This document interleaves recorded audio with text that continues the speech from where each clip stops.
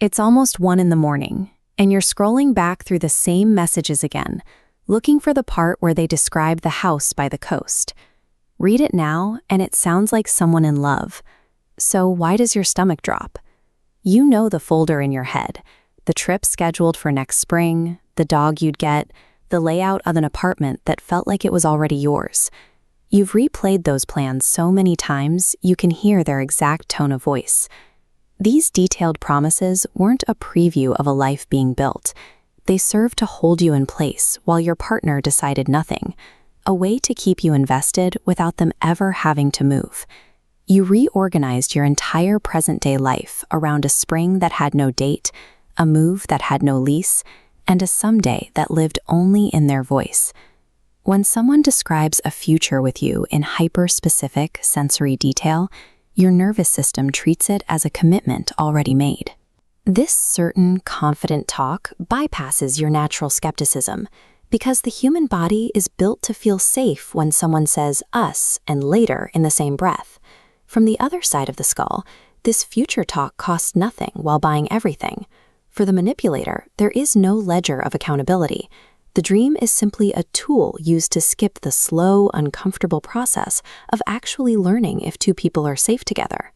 Deploying these promises allows them to jump straight to the part where you are already invested, skipping the months of building real trust. To you, this talk was the beginning of a life. To them, it was just Tuesday. Love bombing and future faking perform different roles.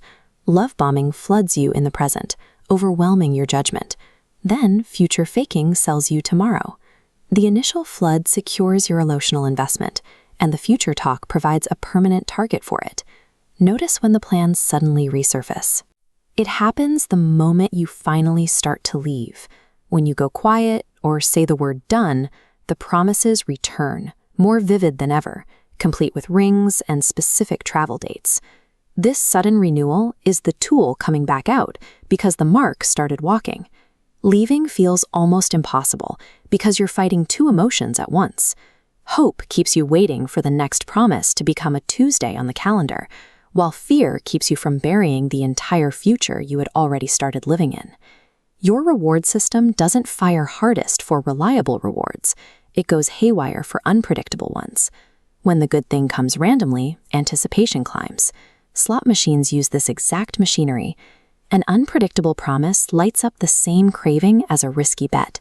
You aren't fighting a bad decision. You are fighting a manufactured craving, engineered in your oldest reward circuits. Future faking steals your ability to choose with open eyes. Informed consent requires making decisions based on true information about what you are stepping into, a process this dynamic destroys at the root. By fast-forwarding you into exclusivity, or naming children, before you've had a single ordinary month together, they rob you of the time needed to see their true character under extreme stress, through daily boredom or deep disappointment. Misrepresenting one's motives to secure early commitment is a theft of informed consent.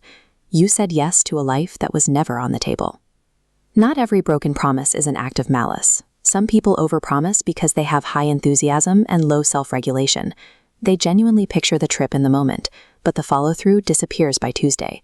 Since you can't verify their intent, you must grade them on their actions. Stop listening to the future they describe and start watching the future they schedule. This is the calendar test. Real intention has edges. It touches the calendar through talk of specific dates, time off work, and rough budgets. It makes contact with the boring, concrete machinery of an actual life. A future faker talks about soulmate energy, but goes strangely still the second you ask to actually book the flight. They will provide a declaration, but they will rarely provide a date. Your instinct to build a future with the person in front of you is the entire point of loving someone. Keep that tender heart, but protect it with a guardrail. Stop handing your devotion to a future that refuses to make an appointment.